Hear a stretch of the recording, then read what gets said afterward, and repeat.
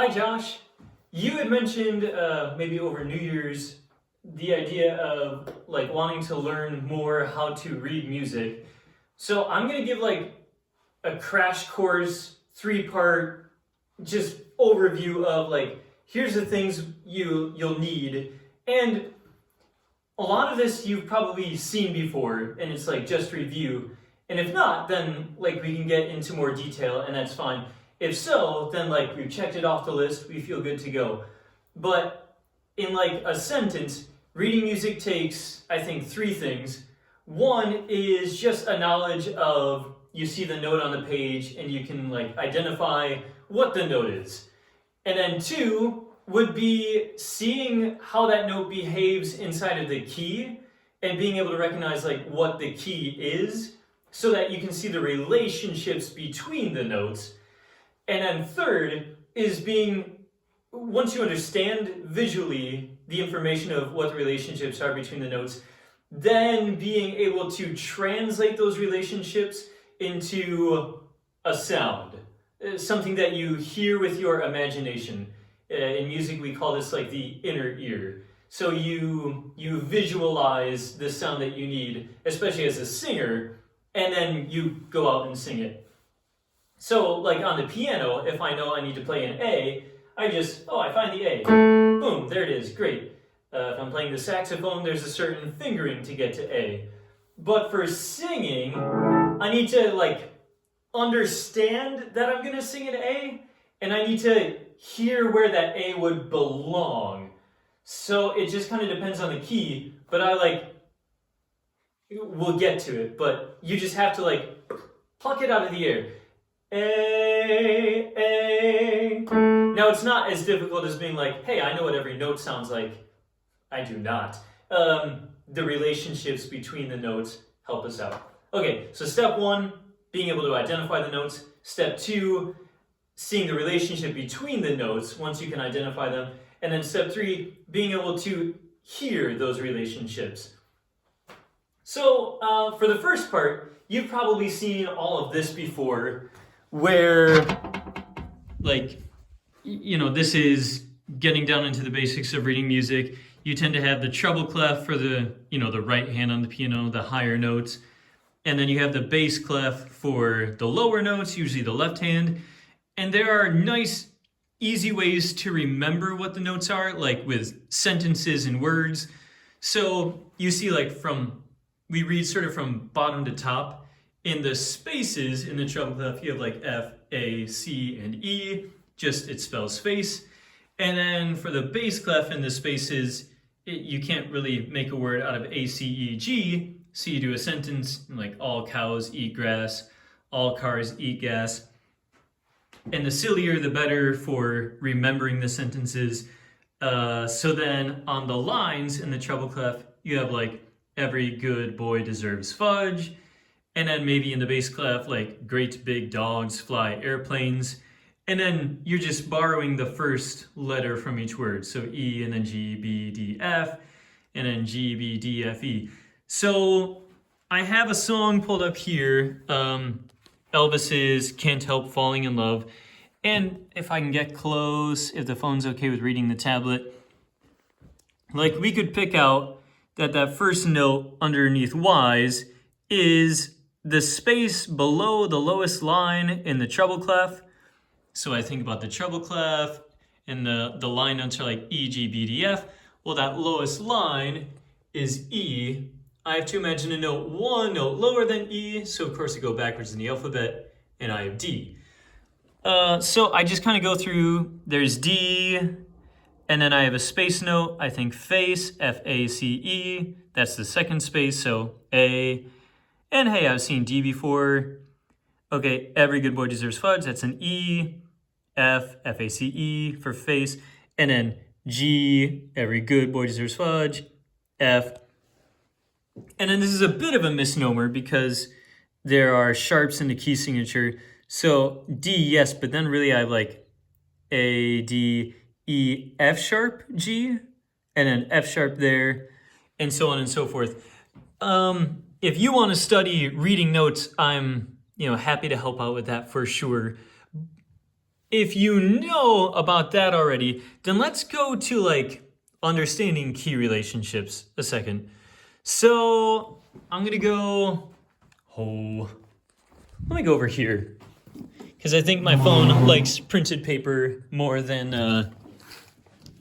like reading off of a tablet. So this song, Hopelessly Devoted to You from Grease.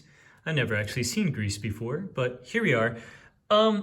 I see 3 sharps in the key signature, and when I see sharps, if we're going to be in a major key, I take the final sharp and treat that as like the second to last note or the leading tone, and I raise 1 half step up, and that's my key.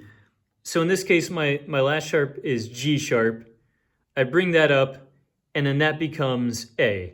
So this is the key of A, and we can confirm, we see lots of like A chords inside the song. Then I'm looking for the melody, and my first note is over here. This is a treble clef note. So I'm looking at a C, and in particular, our key signature again has F sharp, C sharp, G sharp. So this isn't just a C, but a C sharp. Well, if we're in the key of A, I know I'm bouncing around here, but if we're in the key of A, that C sharp is the 3rd note. So I'm thinking like, okay, this is the 3rd note in the scale. And then this is an E. Every good boy deserves fudge. Well, A, B, C sharp, D, E, 1, 2, 3, 4, 5. That's the 5th note in the scale. 3rd, 5th, 3rd, 5th. G sharp. We got sharps in the key signature. That would be 7. Another 7 leading up to an A. And that A is going to be 1 or 8. And then an F sharp would be, so 1, 7, 6. And if the counting is weird, I'm actually not going to spend too much time on actual numbers, but like you have 7 notes in the scale, and then you get back up to the top. 1, 2, 3, 4, 5, 6, 7, 1. So this is like 6. So our phrase is like 3, 5, 3, 5, 3, 5, 7, 7, 1, 6. So I'm seeing, like I'm in part 2 already. I'm analyzing relationships, how all of these different notes relate to the primary note, which is A. And in this phrase, we don't get to A until, like, right there. There's my A. And then we go up here. 4, 3, 4, 3, 4, 7, 5. There's a 1 down in the ledger lines, A. So that is probably something to spend some time on studying, like how do we know which key we're in? In other words, how do we identify the principal note? And then from there, like, how do I identify the relationships between the notes? So, like, that's a really important thing. But let me just breeze right on by to step 3 a second, because this is where things get, like, really fun. And I don't mean that ironically. Like, this is the part that just makes everything come together. So, I'm getting away from the printed music a second, which seems counterintuitive because we're learning how to read music and then how to sing what we read. But this part about hearing the relationships and imagining them, we can study it first just from the sound that we hear. So I'm going to grab the Can't Help Falling in Love song again. There's an intro, something along the lines of,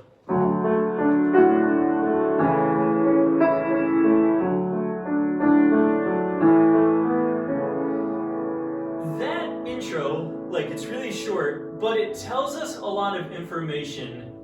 What we're trying to listen for is in the middle of all of that, where do I hear like the resting spot of the song? Where does all the music want to go to? The idea is that your main note, the note which is the name of your key, like in the song we were looking at, we were in A major, that note A is the note that all of the other notes want to get to. It's as if the melody you're singing is making a statement that eventually leads back to home base. So when we hear this in Can't Help Falling in Love, we have our first chord. There's a sound to it. We don't know right away that this is home base, but it very well could be. It's like our first sound. Now, you don't always start right on home base, but you'll probably eventually get there. Right now, this is just telling us, okay, there's sound, listen for it. Inside of this sound,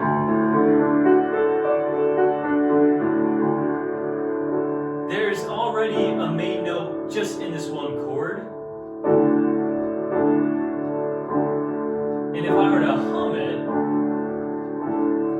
well, see if you try a second. What sounds like the main note? Maybe think of it this way. What's the lowest note that you hear? What's the foundation?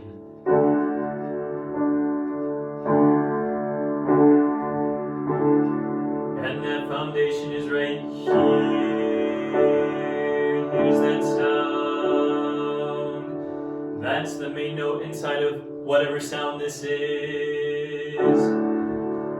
Now, with that being the first sound of the song, again, we don't know yet that main note is actually the main note of our song. So we have to keep listening for a little while to gather more information. So we hear...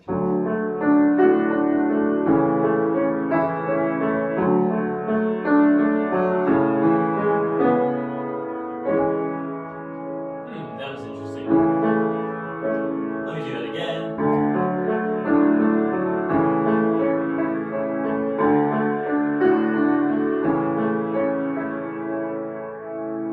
I hear a pattern. We're going back and forth. This sound, this one, this sound again. If we just did that for like 2 minutes,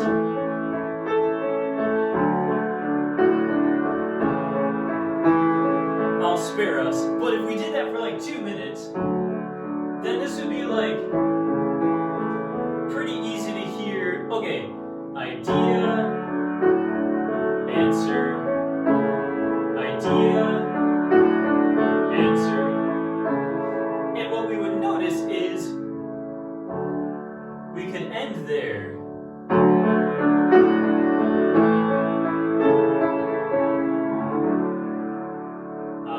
That feels resolved. We couldn't as easily resolve on the other sound.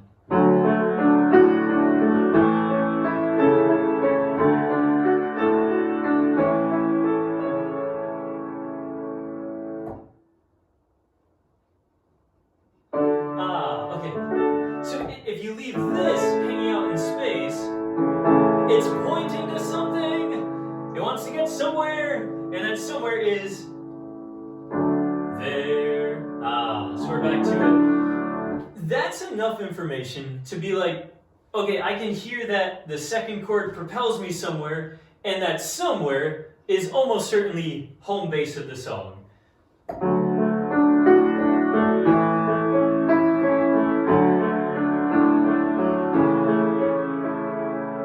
I want to go here. So that sound there is our home base.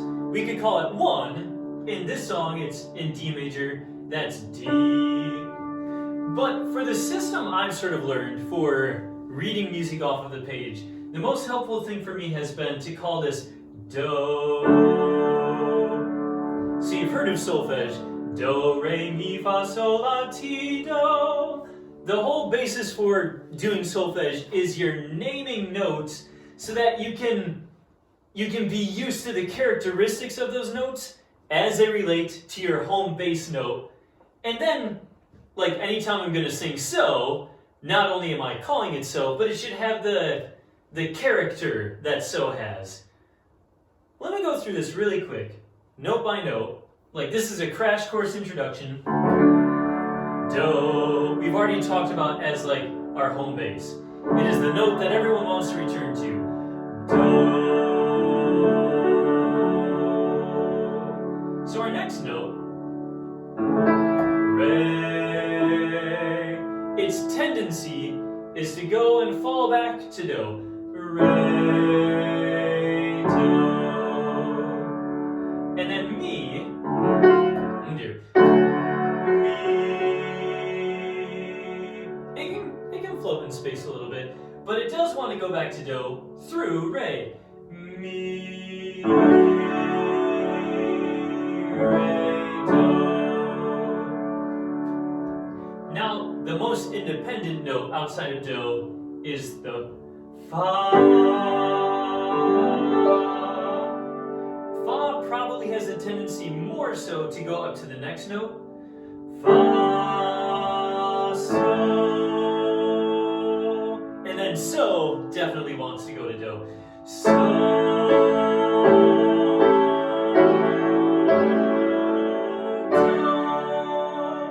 Now so can either go up to do or down to do. So, do, so, do, so, do, so, do, so, do, so, do. As a quick aside, classical music, you can somewhat minimalist, reductionist, bring it down to like you have your main chord, your home chord, and then your 5 chord, your so chord. And basically all the music is just going from here to there to back to this. Obviously it's a lot more elaborate than that, but some analyses suggest like that's the beating heart of it all. So to do, so to do. Alright, you have la. La wants to go up to do through T. La, T, do. La, T, do. La, T, do. And then T is called the leading tone. It's 1/2 step away from do. It's going like this. T, do. Ah, so we get there. This is the note that like melodically would hurt the most to just end on. So if we're just going like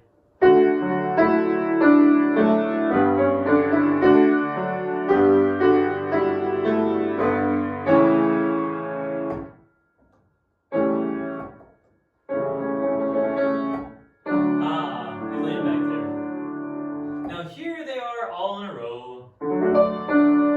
Do, re, do, mi, re, do, fa, fa, so, do, so, do, so, do, la.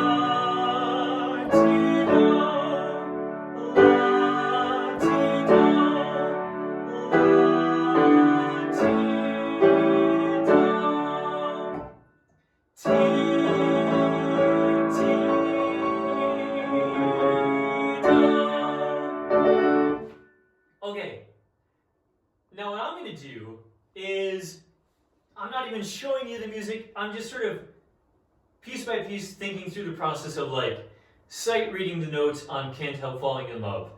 We're in D major, because you have an F sharp and a C sharp, and the C sharp's the last one, you go up 1/2 step, C sharp up to D, tells you you're in D major. That's my do. Now my first note is a D, so I'm going to call it do, and I'm going to think, there's my home bass. My next note is an A. 1, 2, 3, 4, 5, do, re, mi, fa, so. Now so either wants to go up to do or down to do. And just because the notes have those tendencies doesn't mean that's always where they resolve, or every other note would have to be do. But we can feel the tendency inside. And in this case, it will go back to do. So we're going do, so, do. My next two notes are just the next two notes up from D, 2, 3, 4. So the second scale degree is Re, and then Mi, and then Fa, Mi, Re. So La, Ti. Ti wants to go to Do, Re, Mi, Fa, Mi, Re, Do. So a lot of like really well-behaved solfege notes in this melody, like do, so. Let's go back to do. It does do, re, mi, fa. Fa usually wants to go to so, but okay, it'll sing back to me. Fa, mi. Where does mi want to go? It wants to go to do through re. Re. Re's gonna be a little coy. So la, la wants to go through Ti to do, and so it does. So la, Ti, Ti wants to go to do, re, mi, fa, and then we land on mi, and mi's gonna go to do. Mi, re, re's gonna go to do. So this whole like two-piece phrase starts on do, ends on do, and has a lot of like cyclical back and forth. So here it is again. Listen for do and how we get to do. So we have do, so, do, re, mi, fa, mi, re. So la, ti, do, re, mi, fa, mi, re, do. Now, see if you can imagine those solfege notes. I'm going to sing the words. Wise men say, only fools rush in, but I can't help falling in love with you. Here's the next phrase. It's going to behave the same way. Shall I stay? Would it be a sin if I can't help falling in love with you?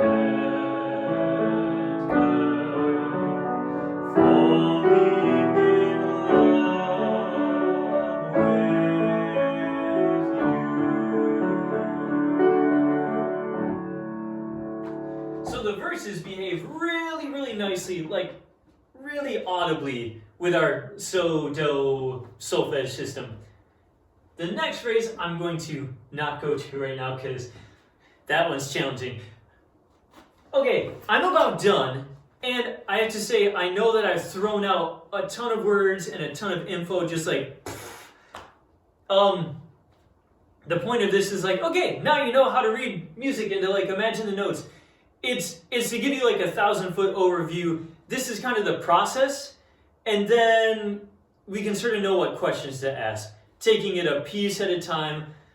Like, how do I get this individual part, and then go from this step to this step to that step.